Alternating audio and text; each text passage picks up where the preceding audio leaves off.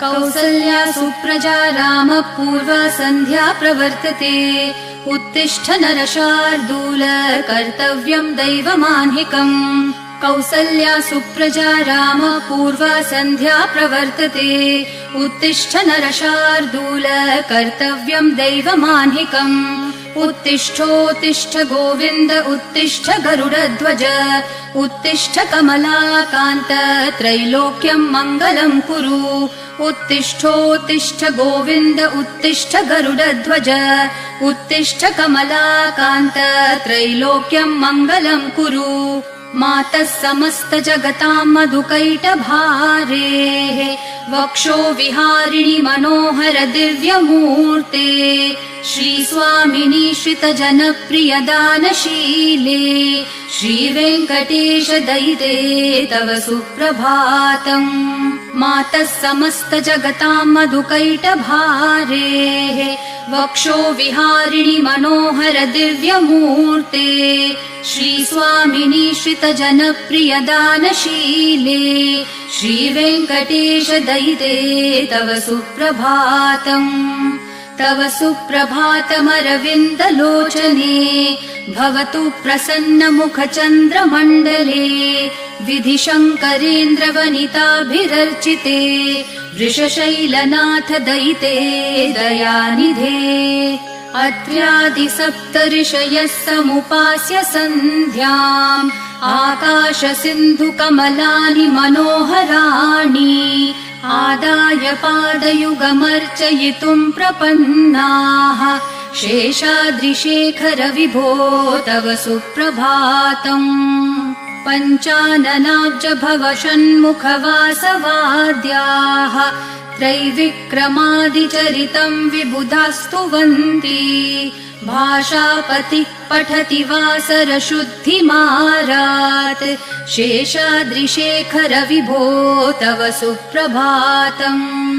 ईषत् प्रफुल्ल सरसीरुह नारिकेलपूगद्रुमादि सुमनोहर पालिकानाम् आवाति मन्दमनिलः सह दिव्यगन्धैः शेषाद्रिशेखर विभो तव सुप्रभातम्। उन्मील्य नेत्रयुगमुत्तम पञ्चरस्था पात्रावशिष्ठ कदलीफलपायसानि भूत्वा सलीलमथ केलिशुकाः पठन्ति शेषाद्रिशेखर विभो तव सुप्रभातम्। तन्त्री प्रकर्ष मधुरस्वनया विपञ्च्या गायत्यनन्तचरितम् तव नारदोऽपि। भाषा समग्रमसकृत्करचार रम्यम् शेषाद्रिशेखर विभो तव सुप्रभातम्। भृङ्गावली च मकरन्दरसानुविद्ध झनकार गीत निनदैः सह सेवनाय निर्यात्युपान्त सरसी कमलोदरेभ्यः शेषाद्रिशेखर विभो तव सुप्रभातम्। योषागणेन वरदग्नि विमथ्यमाने घोषालयेषु दधिमन्थन तीव्र घोषाः रोषात् कलिम् वदधते ककुभश्च कुम्भाः शेषाद्रिशेखर विभो तव सुप्रभातम्। पद्मेश मित्र शतपत्र गतालिवर्गाः हर्तुम् श्रियम् कुवलयस्य निजाङ्गलक्ष्म्या भेरीनिनादमिव बिभ्रति तीव्रनादम् शेषाद्रिशेखर विभो तव सुप्रभातम्। श्रीमन्नभीष्टवरदाखिललोकबन्धो श्री श्रीनिवास जगदैकदयैक सिन्धो श्रीदेवतागृह भुजान्तर दिव्यमूर्ते श्रीवेङ्कटाचलपते तव सुप्रभातम्। श्रीमन्नभीष्टवरदाखिललोकबन्धो श्री श्रीनिवास जगदेकदयैक सिन्धो श्रीदेवतागृह भुजान्तर दिव्यमूर्ते श्रीवेङ्कटाचलपते तव सुप्रभातम्। श्रीस्वामी पुष्करिणिकाप्लवनिर्मलाङ्गाः श्रेयोर्थिनो हरविरिञ्च सनन्दनाद्याः द्वारे वसन्ति वरवेत्रहतोत्तमाङ्गाः श्रीवेङ्कटाचलपते तव सुप्रभातम्। श्रीशेषशैलगरुडाचल वेङ्कटाद्रिनारायणाद्रिवृषभाद्रिवृषाद्रिमुख्याम् आख्याम् त्वदीयवसतेरनिशम् वदन्ति श्रीवेङ्कटाचलपते तव सुप्रभातम्। सेवापरः शिवसुरेश कृशानुधर्मरक्षोऽम्बुनाथ पवमानधनाधिनाथाः बद्धाञ्जलि प्रविलसन्निज शीर्षदेशाः श्रीवेङ्कटाचलपते तव सुप्रभातम्। घाटेषु ते विहगराज मृगाधिराज नागाधिराज गजराज हयाधिराजाः स्वस्वाधिकारमहिमाधिकमर्थयन्ते श्रीवेङ्कटाचलपते तव सुप्रभातम्। सूर्येन्दुभौमबुधवाक्पतिकाव्यसौरिस्वरभानुकेतुदिविशत्परिषत्प्रधानाः त्वद्दासदासचरमावधिदासदासाः श्रीवेङ्कटाचलपते तव सुप्रभातम्। त्वत्पादधूलिभरितस्फुरितोत्तमाङ्गाः स्वर्गापवर्गनिरपेक्षनिजान्तरङ्गाः कल्पागमाकलनयाकुलताम् लभन्ते श्रीवेङ्कटाचलपते तव सुप्रभातम्। त्वद्गोपुराग्रशिखराणि निरीक्षमाणाः स्वर्गापवर्गपदवीम् परमाश्रयन्तः मर्त्या मनुष्यभुवने मतिमाश्रयन्ते श्रीवेङ्कटाचलपते तव सुप्रभातम्। श्रीभूमिनायक दयादिगुणामृताब्धे देवाधिदेव जगदेक शरण्यमूर्ते श्रीमन् अनन्त गरुडादिभिरर्चिताङ्घ्रे श्रीवेङ्कटाचलपते तव सुप्रभातम्। श्रीपद्मनाभ पुरुषोत्तम वासुदेव वैकुण्ठमाधव जनार्दन चक्रपाणे श्रीवत्सचिह्न शरणागत पारिजात श्रीवेङ्कटाचलपते तव सुप्रभातम्। कन्दर्पदर्पहर सुन्दर दिव्यमूर्ते कान्ताकुचाम्बुरुह कुड्मललोल दृष्टे कल्याण निर्मल गुणाकर दिव्यकीर्ते श्रीवेङ्कटाचलपते तव सुप्रभातम्। मीनाकृते कमठकोल नृसिंहवर्णिन् स्वामिन् परश्वथ तपोधन रामचन्द्र शेषांश राम यदुनन्दन कल्किरूप श्रीवेङ्कटाचलपते तव सुप्रभातम्। एलालवङ्गधनसार सुगन्धितीर्थम् दिव्यम् वियत्सरिति हेम घटेषु पूर्णम् धृत्वाद्य वैदिक शिखामणयः प्रहृष्टा तिष्ठन्ति वेङ्कटपते तव सुप्रभातम्। भास्वानुदेति विकचानि सरोरुहाणि सम्पूरयन्ति निनदैः ककुभो विहङ्गाः श्रीवैष्णवा सततमर्थितमङ्गलास्ते धामाश्रयन्ति तव वेङ्कट सुप्रभातम्। ब्रह्मादयः सुरवराः समहर्षयस्ते सन्तः सनन्दन मुखास्तवथ योगिवर्याः धामान्तिके तव हि मङ्गलवस्तु हस्ताः श्रीवेङ्कटाचलपते तव सुप्रभातम्। लक्ष्मीनिवास निरवद्य गुणैकसिन्धो संसार सागर समुत्तरणैकसेतो वेदांत वेद्य निज वैभव भक्त भोग्य श्रीवेङ्कटाचलपते तव सुप्रभातम्। लक्ष्मी निवास निरवध्य गुणैक सिन्धो संसार सागर समुत्तरणैक सेतो वेदांत वेद्य निज वैभव भक्त भोग्य श्रीवेङ्कटाचलपते तव सुप्रभातम्। इत्थं वृषाचलपतेरिह सुप्रभातम्। ये मानवः प्रतिदिनं पठितुं प्रवृत्ताः तेषां प्रभातसमयस्मृतिरङ्गभाजाम् प्रज्ञां परार्थसुलभां परमां प्रसूते। इत्थं वृषाचलपतेरिह सुप्रभातम्। ये मानवः प्रतिदिनं पठितुं प्रवृत्ताः तेषां प्रभातसमयस्मृतिरङ्गभाजाम् प्रज्ञां परार्थसुलभां परमां प्रसूते। कमलाकुचूचुककुङ्कुमतो नियतारुणतातुलनीलतनो कमलायतलोचनलोकपते विजयी भव वेङ्कटशैलपते। कमलाकुचूचुककुङ्कुमतो नियतारुणतातुलनीलतनो कमलायतलोचनलोकपते विजयी भव वेङ्कटशैलपते।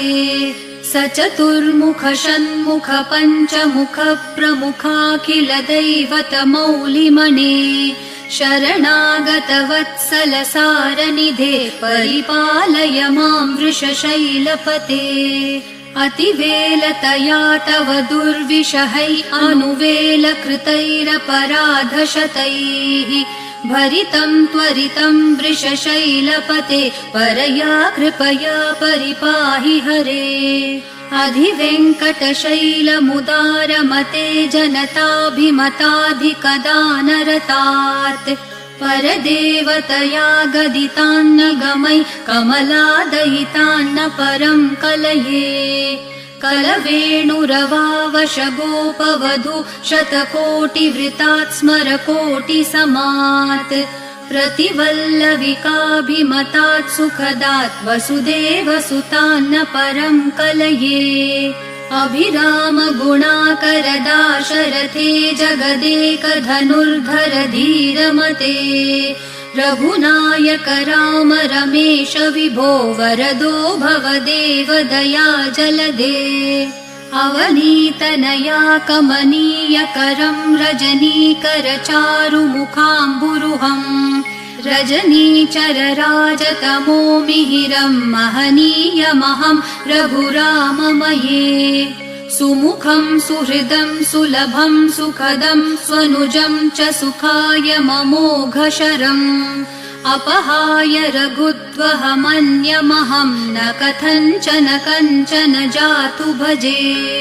विना वेङ्कटेशं न नाथो न नाथ सदा वेङ्कटेशं स्मरामि स्मरामि। हरे वेङ्कटेश प्रसीद प्रसीद प्रियं वेङ्कटेश प्रयच्छ प्रयच्छ। विना वेङ्कटेशं न नाथो न नाथ सदा वेङ्कटेशं स्मरामि स्मरामि। हरे वेङ्कटेश प्रसीद प्रसीद प्रियं वेङ्कटेश प्रयच्छ प्रयच्छ। अहं दूरतस्ते पदाम्भोजयुग्म प्रणामेच्छयागत्य सेवां करोमि। सकृत्सेवया नित्यसेवा फलं त्वं प्रयच्छ प्रयच्छ प्रभो वेङ्कटेश। अज्ञानिना मया दोषान् अशेषान् विहितान् हरे क्षमस्वत्वं शेषशैलशिखामणे। अज्ञानिना मया दोषान् अशेषान् विहितान् हरे क्षमस्वत्वं शेषशैलशिखामणे।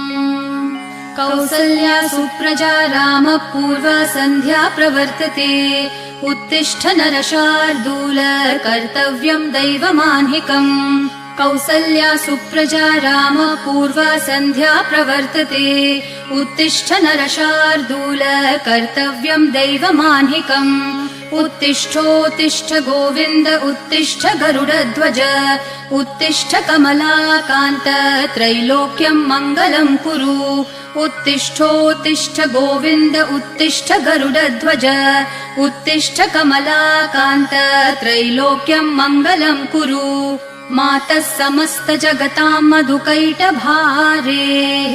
वक्षो विहारिणि मनोहर दिव्यमूर्ते श्रीस्वामिनि श्रितजनप्रिय दानशीले श्रीवेङ्कटेश दयिते तव सुप्रभातम् मातः समस्त जगतां मधुकैटभारेः वक्षो विहारिणि मनोहर दिव्यमूर्ते श्रीस्वामिनि श्रितजनप्रिय दानशीले श्रीवेङ्कटेश दयिते तव सुप्रभातम् तव सुप्रभातमरविन्दलोचने भवतु प्रसन्नमुखचन्द्रमण्डले विधिशङ्करेन्द्रवनिताभिरर्चिते वृषशैलनाथ दयिते दयानिधे अत्र्यादिसप्तऋषयः समुपास्य सन्ध्याम् आकाशसिन्धुकमलानि मनोहराणि आदाय पादयुगमर्चयितुम् प्रपन्नाः शेषाद्रिशेखर विभो तव सुप्रभातम् पञ्चाननाब्ज भव षण्मुखवासवाद्याः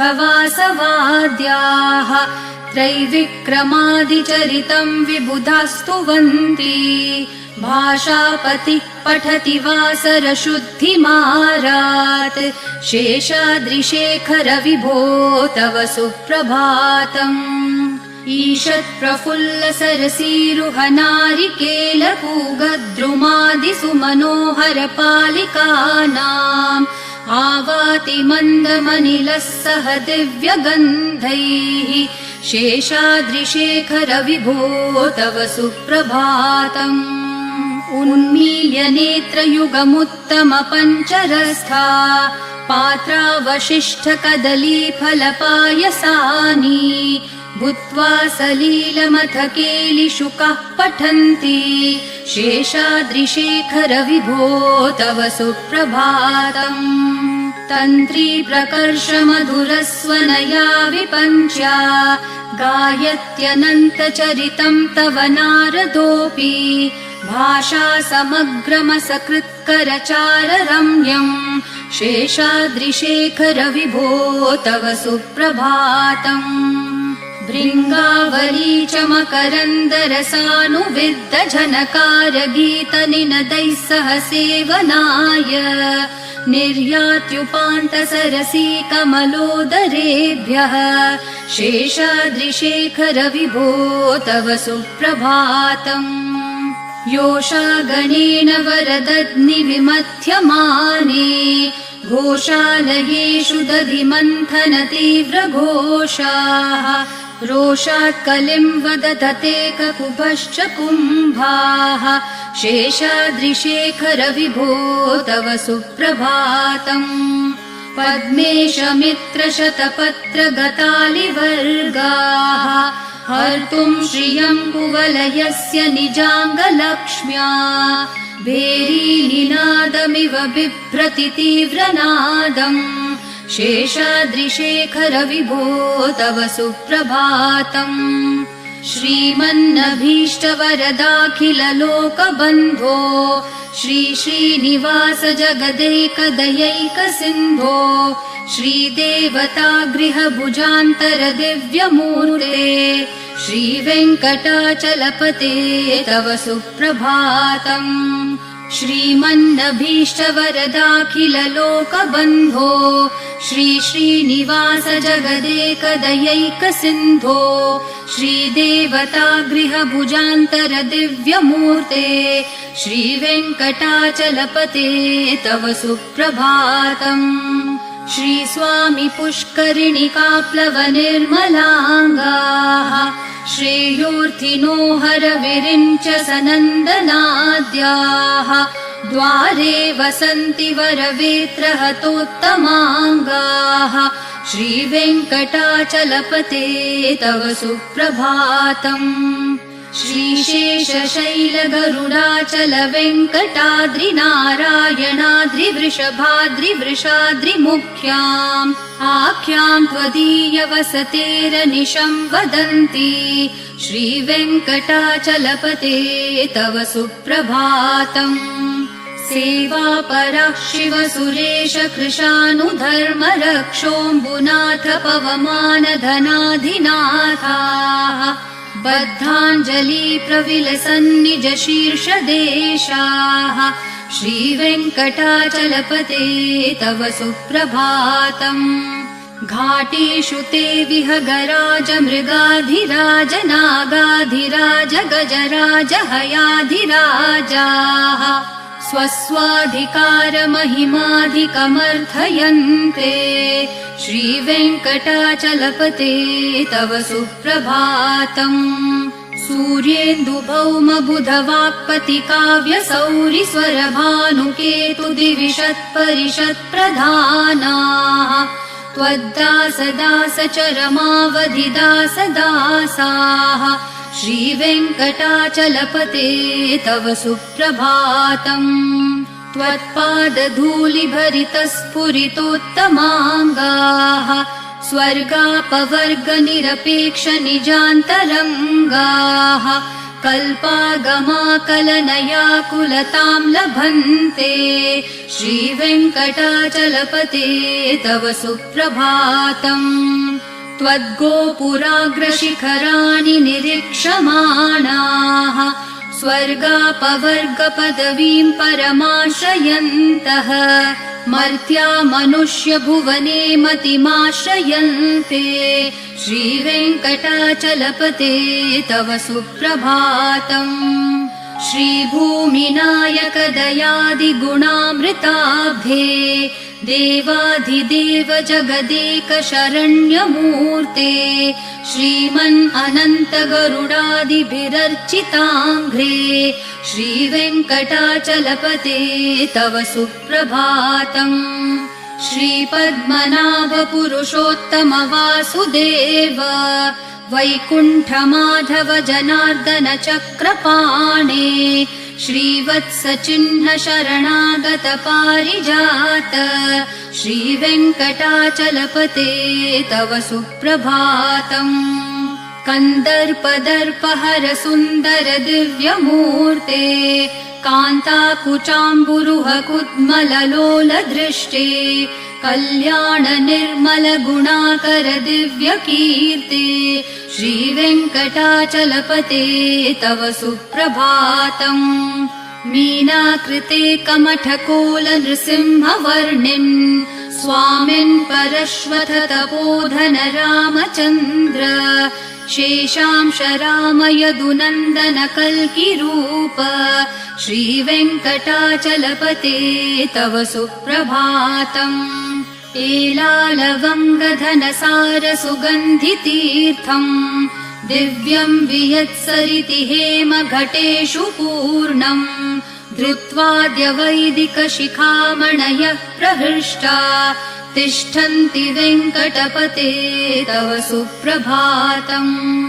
भास्वानुदेति विकचानि सरोरुहाणि सम्पूरयन्ति निनदैः ककुभो विहङ्गाः श्रीवैष्णवा सततमर्थितमङ्गलास्ते धामाश्रयन्ति तव वेङ्कट सुप्रभातम्। ब्रह्मादयः सुरवराः समहर्षयस्ते सन्तः सनन्दन मुखास्तवथ योगिवर्याः धामान्तिके तव हि मङ्गलवस्तु हस्ताः श्रीवेङ्कटाचलपते तव सुप्रभातम्।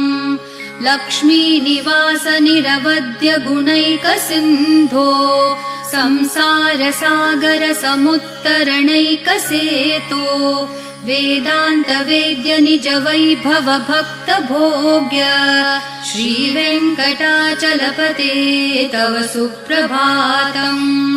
लक्ष्मीनिवास निरवध्य गुणैक सिन्धो संसारसागर समुत्तरणैक सेतो वेदान्तवेद्य निज वैभव भक्त भोग्य श्रीवेङ्कटाचलपते तव सुप्रभातम्। इत्थं वृषाचलपतेरिह सुप्रभातम्। ये मानवः प्रतिदिनं पठितुं प्रवृत्ताः तेषां प्रभातसमयस्मृतिरङ्गभाजाम् प्रज्ञां परार्थसुलभां परमां प्रसूते। इत्थं वृषाचलपतेरिह सुप्रभातम्।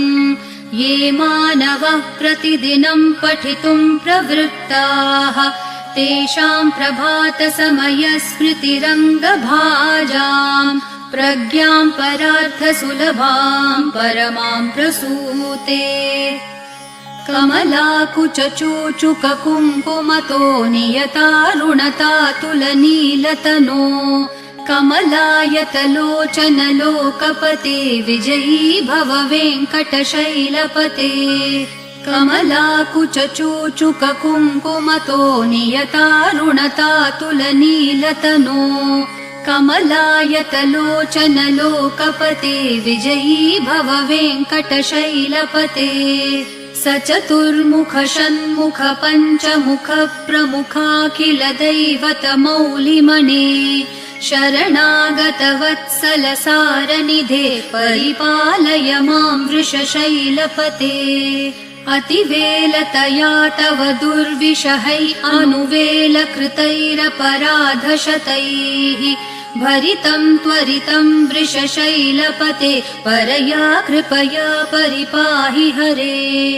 अधिवेङ्कटशैलमुदारमते जनताभिमताधिकदानरतात् परदेवतया गदितान्न गमै कमलादयितान्न परं कलये।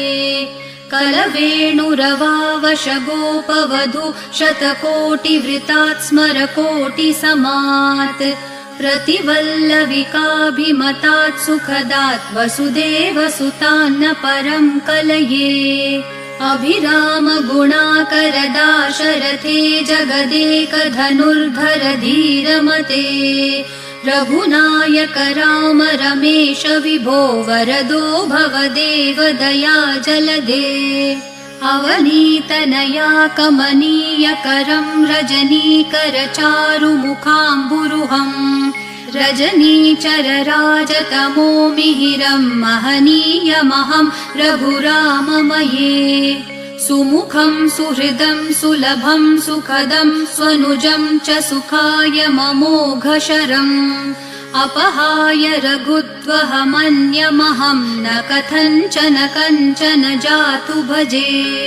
विना वेङ्कटेशं न नाथो न नाथ सदा वेङ्कटेशं स्मरामि स्मरामि।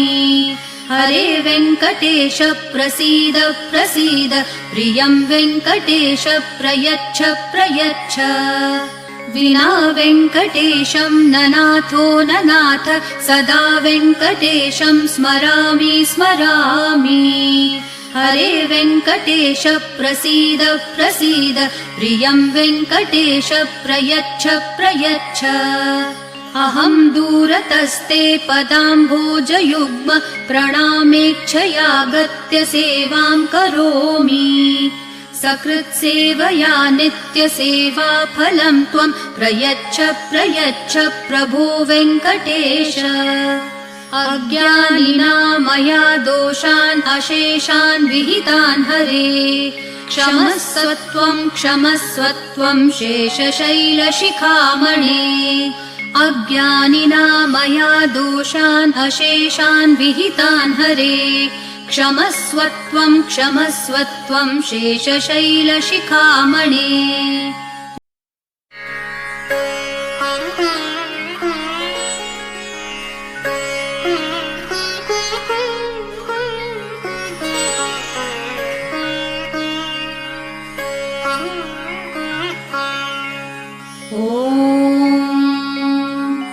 कौसल्या सुप्रजा रामः पूर्वा सन्ध्या प्रवर्तते उत्तिष्ठ नरशार्दूल कर्तव्यं दैवमान्हिकम् कौसल्या सुप्रजा रामः पूर्वा सन्ध्या प्रवर्तते उत्तिष्ठ नरशार्दूल कर्तव्यं दैवमान्हिकम् उत्तिष्ठोत्तिष्ठ गोविन्द उत्तिष्ठ गरुडध्वज उत्तिष्ठ कमलाकान्त त्रैलोक्यं मङ्गलं कुरु उत्तिष्ठोत्तिष्ठ गोविन्द उत्तिष्ठ गरुडध्वज उत्तिष्ठ कमलाकान्त त्रैलोक्यं मङ्गलं कुरु मातः समस्त जगतां मधुकैटभारेः वक्षो विहारिणि मनोहर दिव्यमूर्ते श्रीस्वामिनि श्रितजनप्रिय दानशीले श्रीवेङ्कटेश दयिते तव सुप्रभातम् मातः समस्त जगतां मधुकैटभारेः वक्षो विहारिणि मनोहर दिव्यमूर्ते श्रीस्वामिनि श्रितजनप्रिय दानशीले श्रीवेङ्कटेश दयिते तव सुप्रभातम् तव सुप्रभातमरविन्दलोचने भवतु प्रसन्नमुखचन्द्रमण्डले विधिशङ्करेन्द्रवनिताभिरर्चिते वृषशैलनाथ दयिते दयानिधे अत्र्यादिसप्तऋषयः समुपास्य सन्ध्याम् आकाशसिन्धुकमलानि मनोहराणि आदाय पादयुगमर्चयितुम् प्रपन्नाः शेषाद्रिशेखर विभो तव सुप्रभातम् पञ्चाननाब्ज भव षण्मुखवासवाद्याः त्रैविक्रमादिचरितं विबुधास्तुवन्ति भाषापतिः पठति वासरशुद्धिमारात्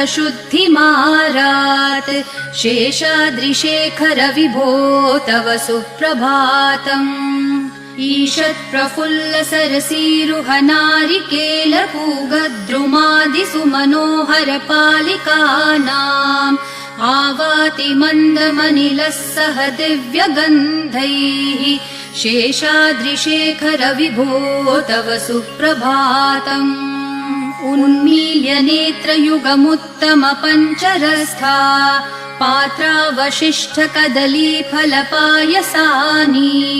भूत्वा सलीलमथ केलिशुकः पठन्ति शेषाद्रिशेखर विभो तव सुप्रभातम् तन्त्री प्रकर्ष मधुरस्वनया विपञ्च्या गायत्यनन्तचरितं तव नारदोऽपि भाषा समग्रमसकृत्करचार रम्यम् शेषाद्रिशेखर विभो तव सुप्रभातम् भृङ्गावली च मकरन्दरसानुविद्ध झनकार गीतनिनदैः सह सेवनाय निर्यात्युपान्त सरसी कमलोदरेभ्यः शेषाद्रिशेखर विभो तव सुप्रभातम् योषागणेन वरदग्नि विमथ्यमाने घोषालयेषु दधिमन्थन तीव्रघोषाः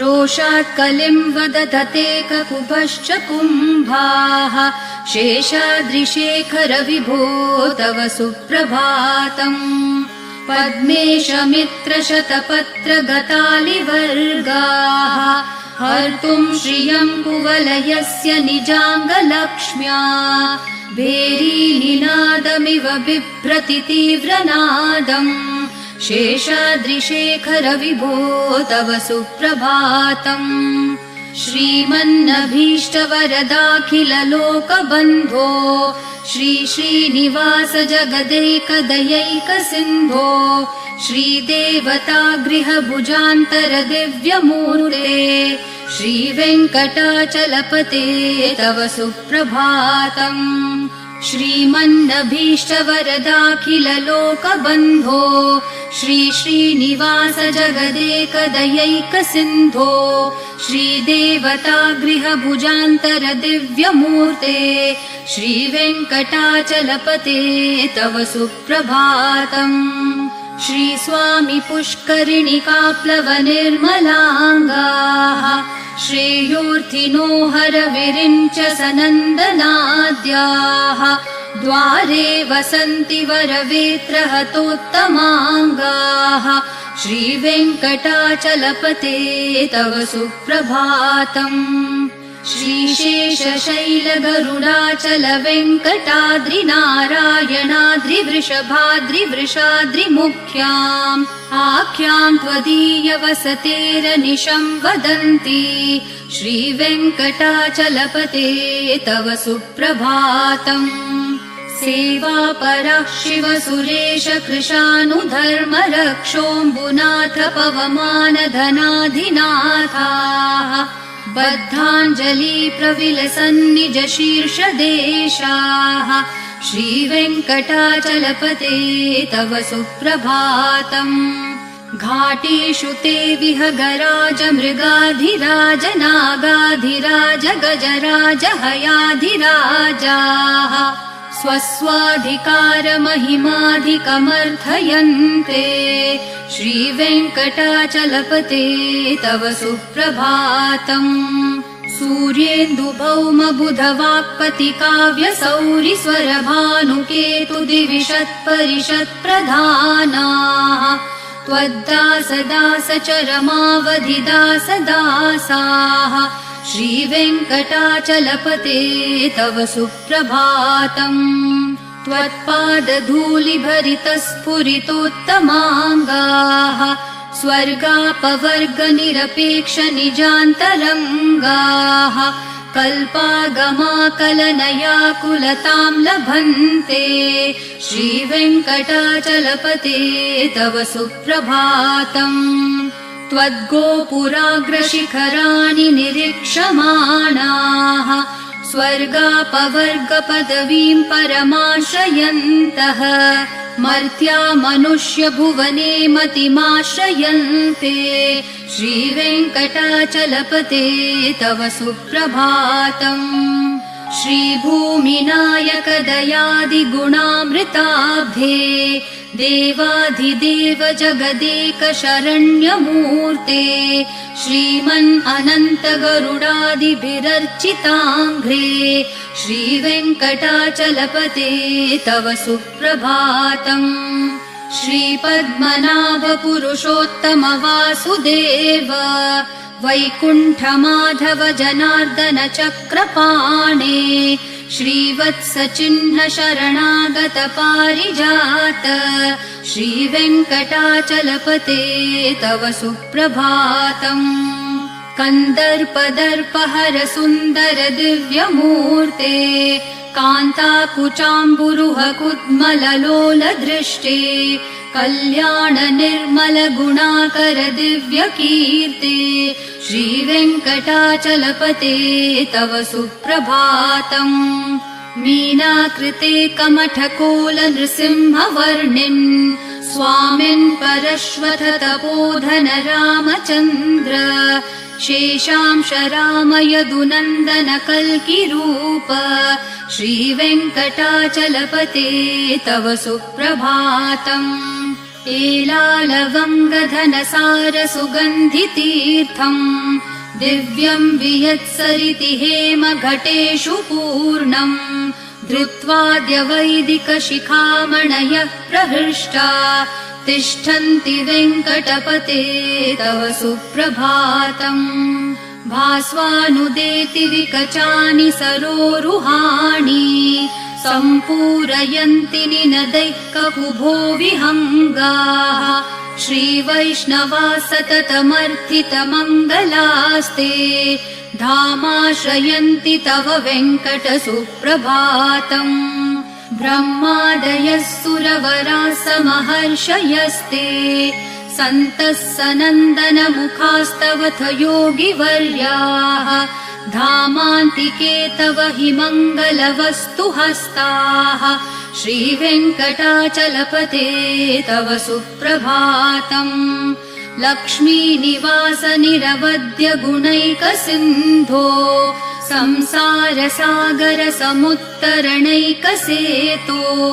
वेदान्तवेद्य निज वैभव भक्त भोग्य श्रीवेङ्कटाचलपते तव सुप्रभातम्। लक्ष्मीनिवास निरवध्य गुणैक सिन्धो संसारसागर समुत्तरणैक सेतो वेदान्तवेद्य निज वैभव भक्त भोग्य श्रीवेङ्कटाचलपते तव सुप्रभातम्। इत्थं वृषाचलपतेरिह सुप्रभातम्।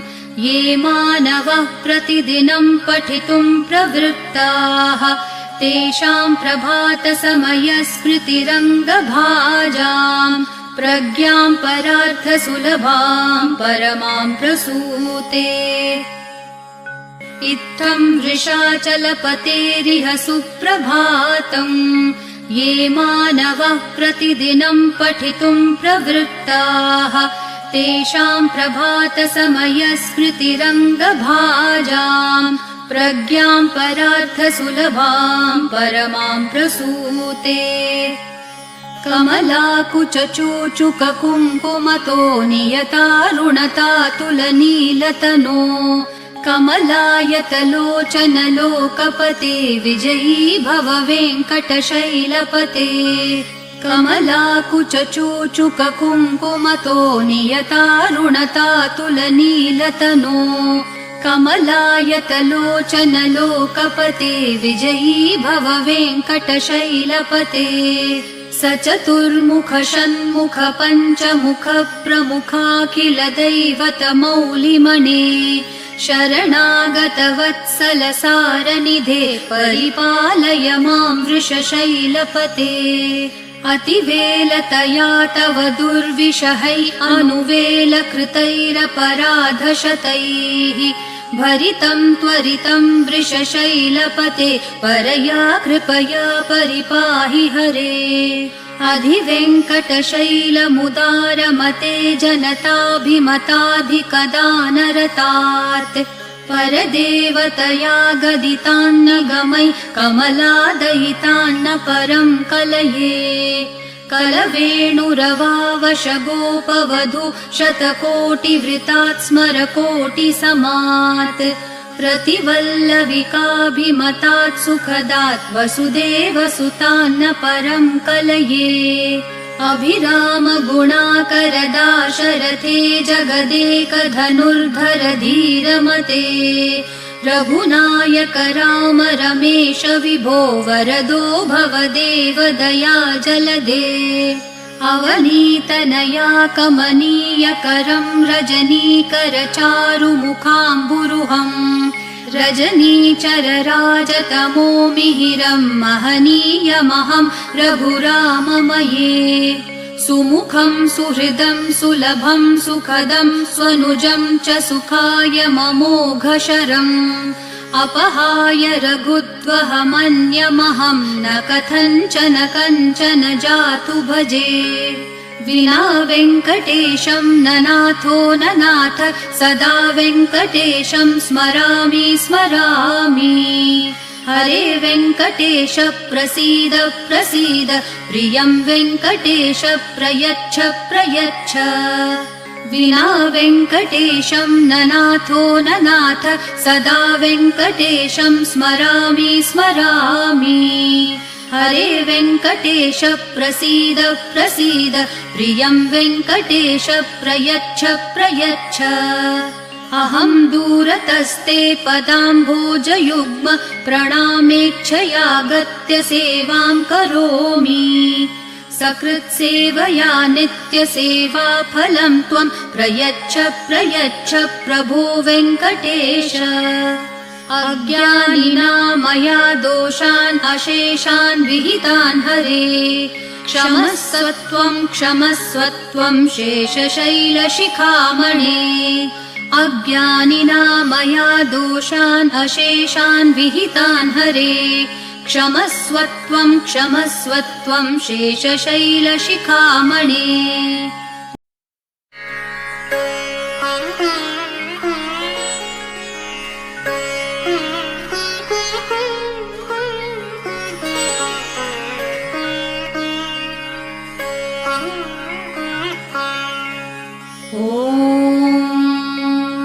कौसल्या सुप्रजा रामः पूर्वा सन्ध्या प्रवर्तते उत्तिष्ठ नरशार्दूल कर्तव्यम् दैवमाह्निकम् कौसल्या सुप्रजा रामः पूर्वा सन्ध्या प्रवर्तते उत्तिष्ठ नरशार्दूल कर्तव्यम् दैवमाह्निकम् उत्तिष्ठोत्तिष्ठ गोविन्द उत्तिष्ठ गरुडध्वज उत्तिष्ठ कमलाकान्त त्रैलोक्यम् मङ्गलम् कुरु उत्तिष्ठोत्तिष्ठ गोविन्द उत्तिष्ठ गरुडध्वज उत्तिष्ठ कमलाकान्त त्रैलोक्यम् मङ्गलम् कुरु मातः समस्त जगताम् मधुकैटभारेः वक्षो विहारिणि मनोहर दिव्यमूर्ते श्रीस्वामिनि श्रितजनप्रिय दानशीले श्रीवेङ्कटेश दयिते तव सुप्रभातम् मातः समस्त जगताम् मधुकैटभारेः वक्षो विहारिणि मनोहर दिव्यमूर्ते श्रीस्वामिनि श्रितजनप्रिय दानशीले श्रीवेङ्कटेश दयिते तव सुप्रभातम् तव सुप्रभातमरविन्दलोचने भवतु प्रसन्नमुखचन्द्रमण्डले विधिशङ्करेन्द्रवनिताभिरर्चिते वृषशैलनाथ दयिते दयानिधे अत्र्यादिसप्तऋषयः समुपास्य सन्ध्याम् आकाशसिन्धुकमलानि मनोहराणि आदाय पादयुगमर्चयितुम् प्रपन्नाः शेषाद्रिशेखर विभो तव सुप्रभातम् पञ्चाननाब्ज भव षण्मुख वासवाद्याः त्रैविक्रमादिचरितम् विबुधास्तुवन्ति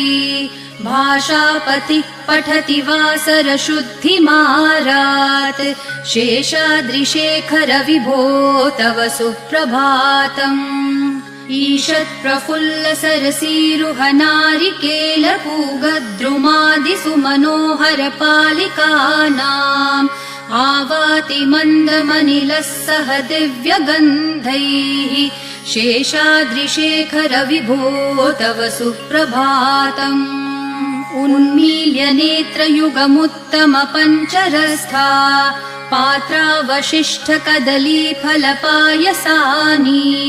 भूत्वा सलीलमथ केलिशुकः पठन्ति शेषाद्रिशेखर विभो तव सुप्रभातम् तन्त्री प्रकर्ष मधुरस्वनया विपञ्च्या गायत्यनन्तचरितम् तव नारदोऽपि भाषा समग्रमसकृत्करचार रम्यम् शेषाद्रिशेखर विभो तव सुप्रभातम् भृङ्गावली च मकरन्दरसानुविद्ध झनकार गीतनिनदैः सह सेवनाय निर्यात्युपान्त सरसी कमलोदरेभ्यः शेषाद्रिशेखर विभो तव सुप्रभातम् योषागणेन वरदध्नि विमथ्यमाने घोषालयेषु दधिमन्थन तीव्रघोषाः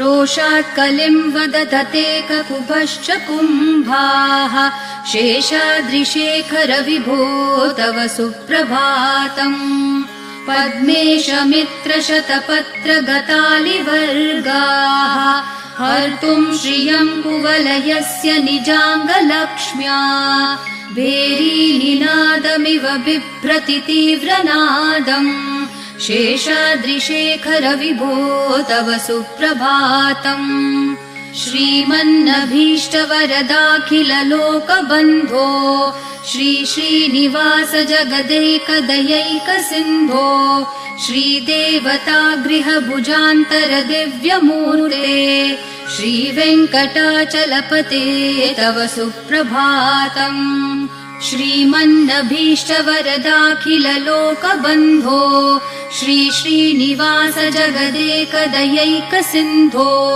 श्रीदेवतागृह भुजान्तर दिव्यमूर्ते श्रीवेङ्कटाचलपते तव सुप्रभातम् श्री स्वामी पुष्करिणिकाप्लव निर्मलाङ्गा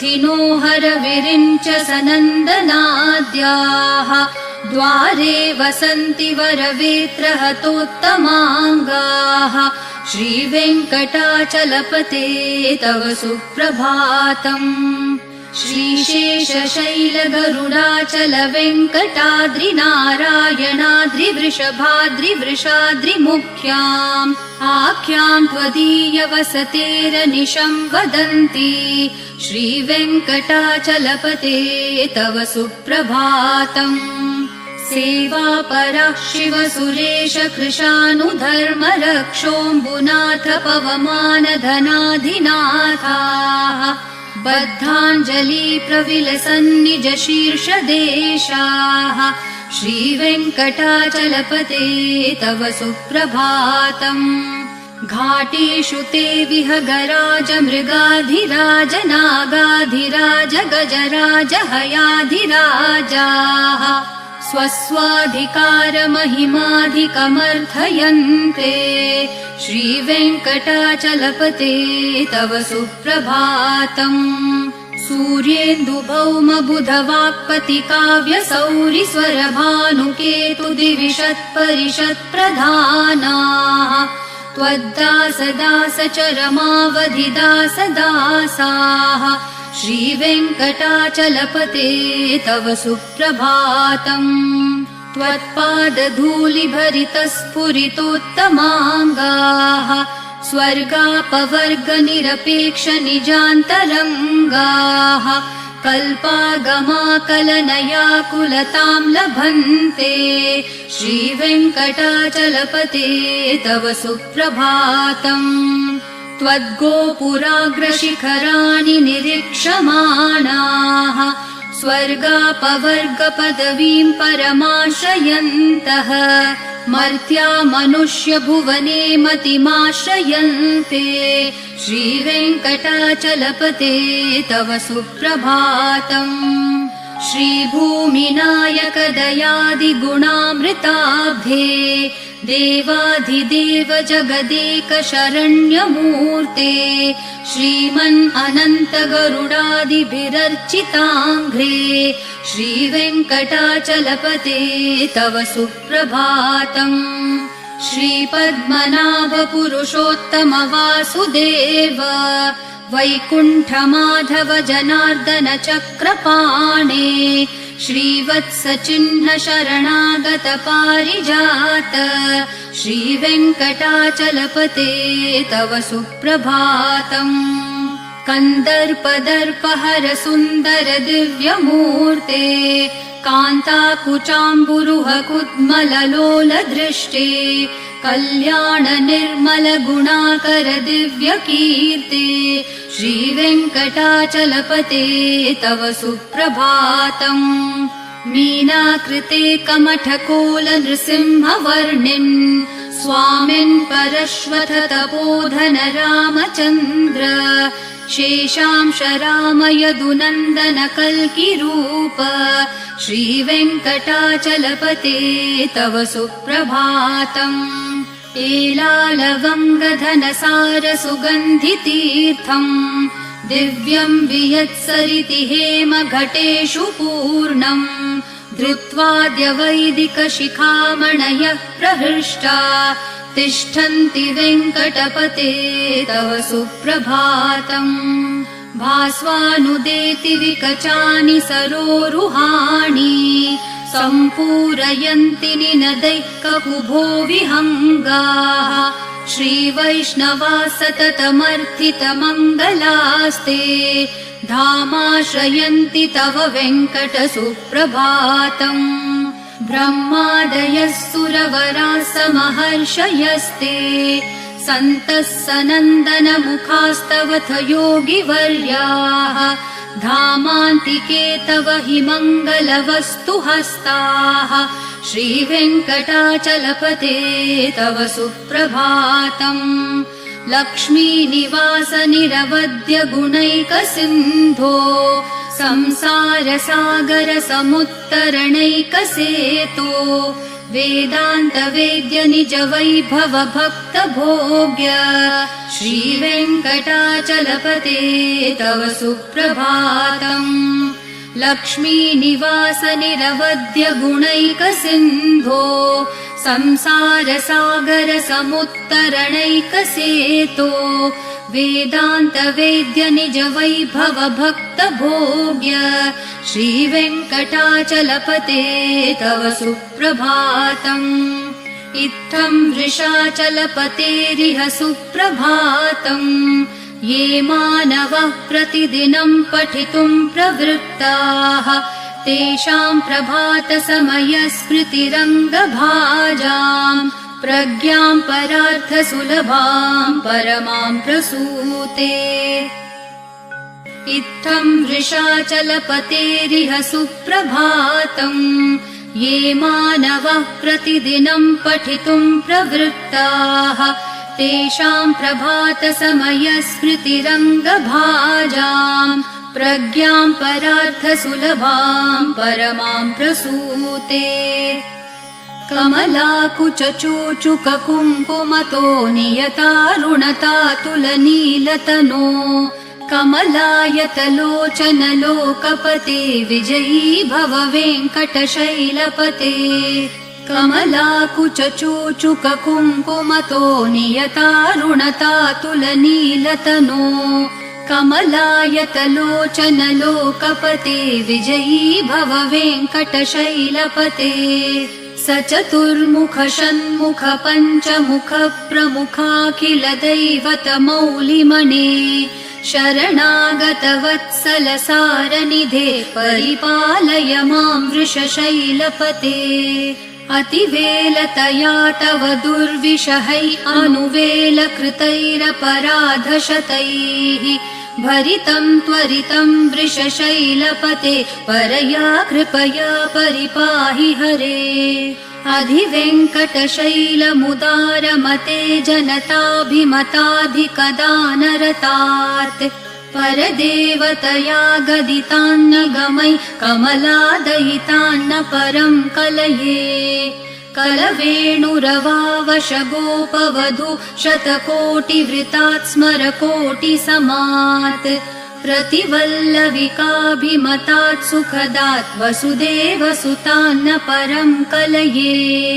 अभिराम गुणाकर दाशरथे जगदेक धनुर्धर धीरमते रघुनायक राम रमेश विभो वरदो भवदेव दया जलदे। अवनीतनया कमनीयकरं रजनीकर चारुमुखाम्बुरुहम् रजनीचर राजतमो मिहिरं महनीयमहं रघुराममये। सुमुखं सुहृदं सुलभं सुखदं स्वनुजं च सुखाय ममोघशरम् अपहाय रघुत्वहमन्यमहं न कथञ्चन कञ्चन जातु भजे। विना वेङ्कटेशं न नाथो न नाथ सदा वेङ्कटेशं स्मरामि स्मरामि। हरे वेङ्कटेश प्रसीद प्रसीद प्रियं वेङ्कटेश प्रयच्छ प्रयच्छ।